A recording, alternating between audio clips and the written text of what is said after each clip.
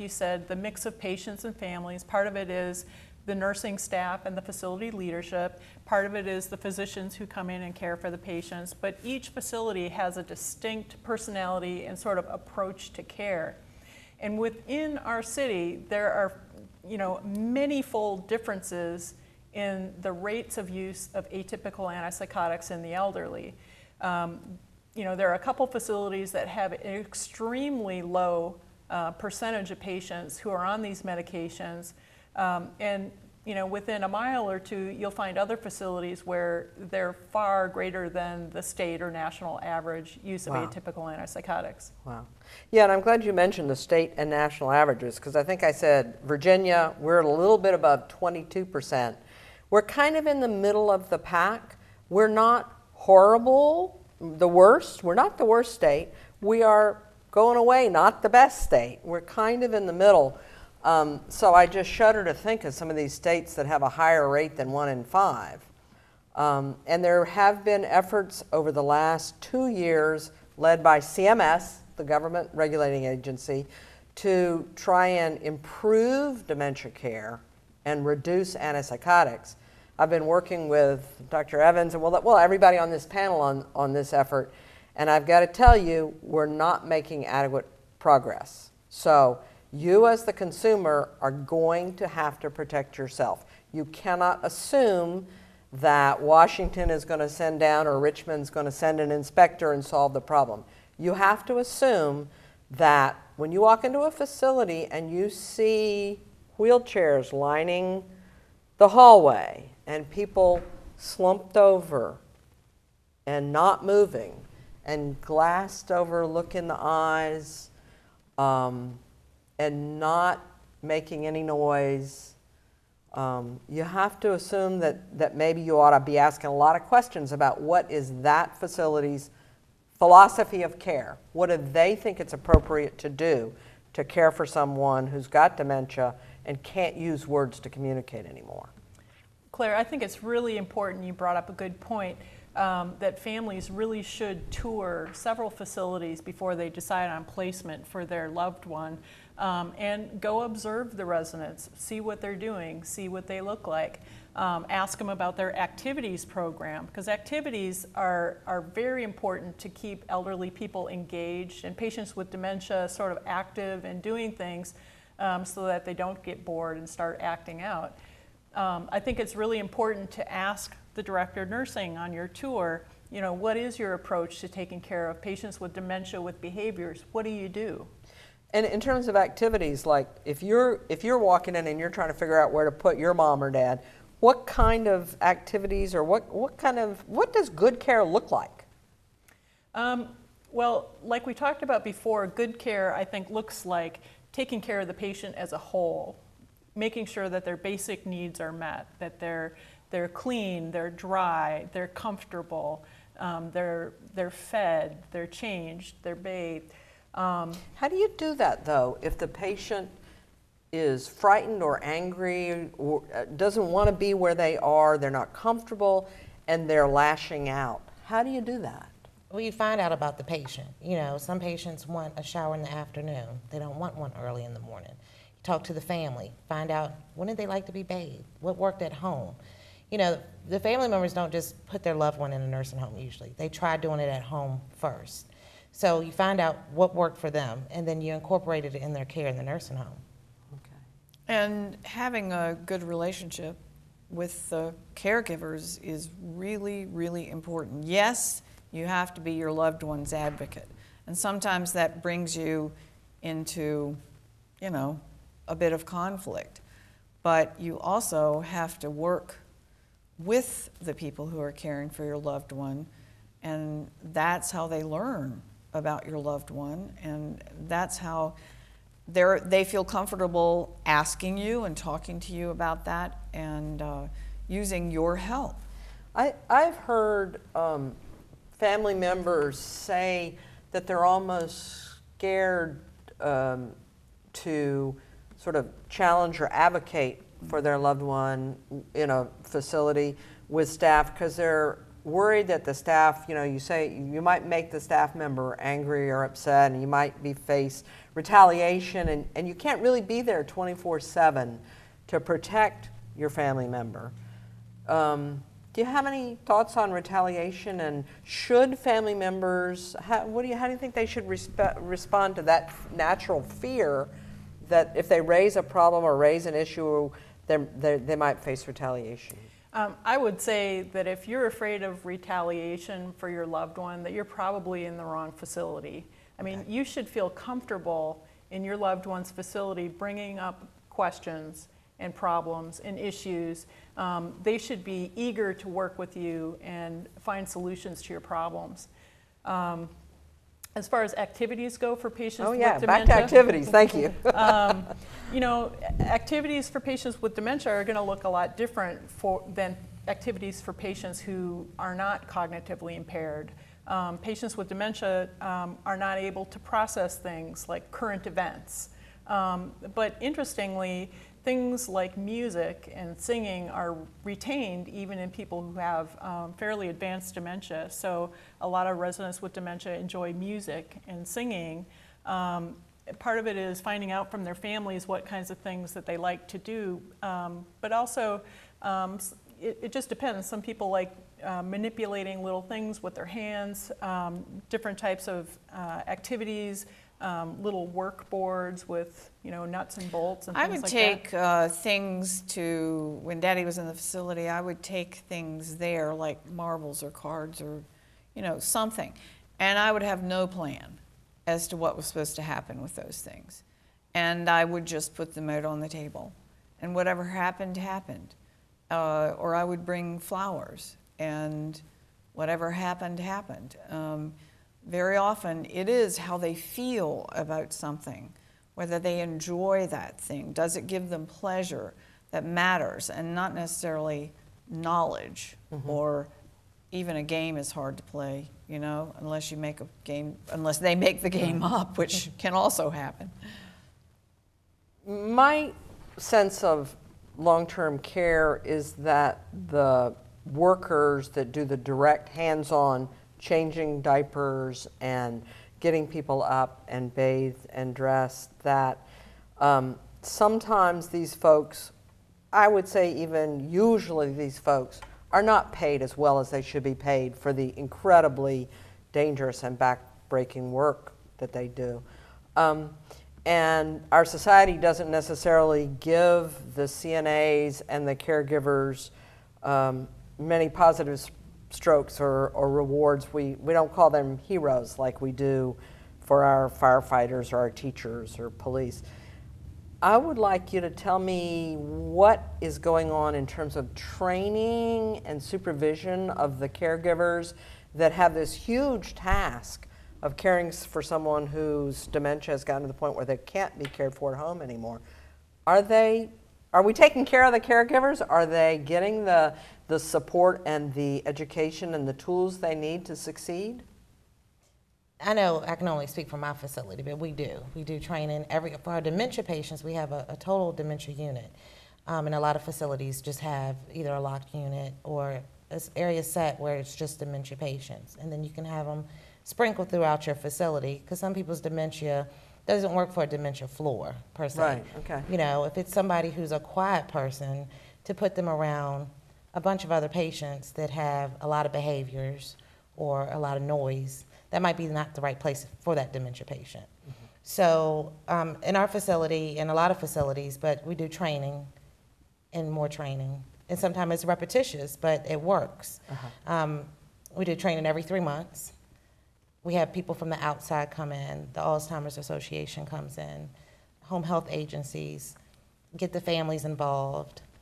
I mean, it's in the training of the staff. I don't think you guys are paid enough, though. Period. Anywhere.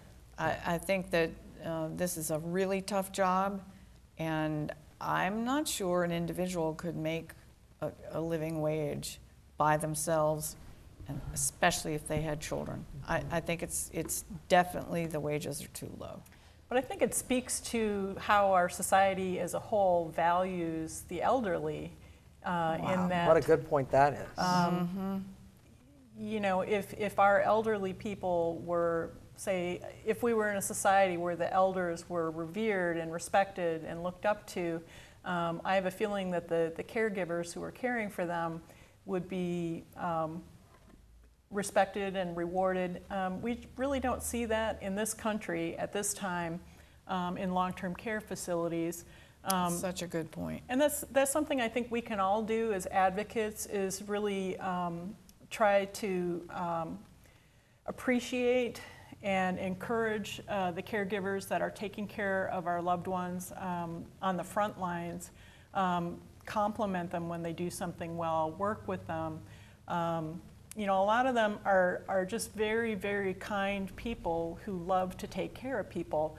They may not have the skill set, but they can learn and they want to learn. So I think if we can encourage them to continue learning, continue their training, either to remain being a nursing assistant long-term if that's what they love doing, or to try to support them if they want to go to nursing school or get an advanced degree. They are heroes, the frontline workers in They don't get a snow day facilities. when it snows either, do they? No. I do think in general in this industry, the workers are underpaid, and I think they are overworked. And I also think that it is a tough, tough, tough job. And I think in many institutions they are not given the opportunity to learn the kind of skills that are needed to take care of dementia patients. It really does take a special kind of caregiving, doesn't it? And I think most of them in the industry really want to help. They're in that industry for that reason. Yeah, and I think looking at facilities that really do this well, you know, and asking what do they do with their CNAs, how do their CNAs function that they do well and work well and give good care. And I think Love will agree with me that what you see is CNAs working together as a team, helping each other out, the CNAs and the nurses working together as a team, encouraging each other, helping each other, like I said, sharing their insights. Sometimes even, you know, other workers in the building, you know, sometimes housekeeping staff or dietary staff, you know, can help out and add some really good information to help take care of people. I have a question about the teams. One of the things that the CMS, the federal agency, has stressed in some of the work to try and improve dementia care is consistent assignment, so that the same worker might be assigned to work with the same resident or patient over a long period. Is that happening in our local area? Is it a good idea? Should family members be asking nursing homes about a consistent assignment? Yeah, you all can speak more to it, but just a quick take, it's tough when you're trying to cover a place 24/7 to have someone working 7 days a week every single day, and they're No, obviously can't but be. so on a rotation schedule, it's a tough assignment to do to accomplish that. Is that a goal? I mean, I know CMS has pushed that. Right, and I know in some facilities that has happened with consistent assignments, and usually it lasts about 3 months. But you need to switch them out too, so it doesn't burn out the caregivers. We touched on caregivers not making enough money, and true, the pay is low, but they won't want to do anything else. Most of them are there because they want to be there. It's not about the pay. Right. You mentioned one organization that I think it's important to go back and say again, just to be sure the viewers didn't miss it, and that was the Alzheimer's Association. I don't know, have you all worked with the Alzheimer's Association support groups? Is that something you would recommend that family members contact their local Alzheimer's Association and Absolutely. find out? Well, people get help in different ways, but the Alzheimer's Association has all kinds of help to offer, and they're a wonderful resource. Okay. All right.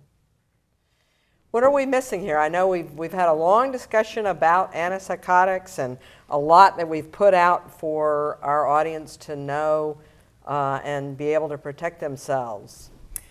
You had asked earlier about how patients get started on these medications. Okay. And we talked about how patients get started in the nursing home or in the hospital on these medications. But sometimes patients get started on these medications in the nursing home, and we wanted to just review a couple of scenarios where that might happen. That's great. So I'm a physician, I'm on call, and I'm taking phone calls from the facility. And I work with my husband, and we share phone calls. So He's a doctor too? He is, indeed. He and I practice long-term care medicine together, so he's qualified also. And so I was on call one night, and I got a phone call from a facility, and they were, the staff were just all wound up. They were saying, you know, you've got to help us, Dr. Evans, there's a patient and he's hitting and scratching and screaming and kicking. And The staff were kind of at the end of the rope? the staff were definitely at the end of their rope, and they wanted to send this patient out to the emergency room. They wanted to 911 him out because his behaviors were uncontrollable, and we need to get him out of here. Whew. Sounds like what happened to your dad with the police. Yeah, that made me think of that story. So, What happened? well, I got the call, and this happened to be a patient of my husband's, and I didn't know him really well, but I kind of knew about him. I'd met him, but you know, I knew a little bit about his medical history, and so I asked the nurse, I said, so wait, is this the guy who's had a stroke and he's confined to the bed and can't get out of bed? And she's like, yeah, that's So the you're guy, on the that's guy." phone, you're like, he's confined, he can't get out of bed? He can't get out of bed, and yet he's beating up the staff and hurting everybody. And I said, okay, step back. You mean literally? Step back. Take a step back. Yeah. And you know, both literally and figuratively, I think we as physicians can intervene if we're covering phone calls by saying, okay, you know, what is going on? What got us to this state? And just say, let's just take a break. Okay, is he safe right now? Yes, he is. Okay, step back, leave the room. Calm down. Let him calm down. So you're telling the staff they need to take a deep breath, back up and calm down a little bit. Once it's a safe situation, just back up a little bit. Yeah. I mean, you know, and I'm compassionate toward the staff too. If they're in a situation where they feel threatened and they're scared, they're supposed to be taking care of this person, and you know, there's a very agitated situation going on. If they don't feel like they have the tools to deal with the situation, they're going to get agitated and they're going to act out. And you know, we see the same sorts of behavior. So letting everybody know, just take a break, take a deep breath, let the situation calm down. Sometimes that's all that's needed, is to just back off. Like go get a cup of coffee. Say, Dad, you want to go get a cup of coffee? Exactly. You know, Wow. change the subject, distract the patient, redirect them. And of course, having a lot of people standing over a patient is very intimidating and scary toward a patient. So, you know, if there are 4 people trying to subdue somebody who's agitated, you know. I'm going to fight back. If I've got dementia, I might think I'm being assaulted. I might not have the ability to know what you're trying to do to me. Right, you're going to fight for your life, and that's basically what they're doing. I wanted to add a little something about what happened with my dad when he came off the antipsychotics, Okay, because please. I told what it was like when he was on it and the difficulties that we faced. But we did find a physician who was great about stepping my dad back on these meds, and eventually he took no meds at all. Wow.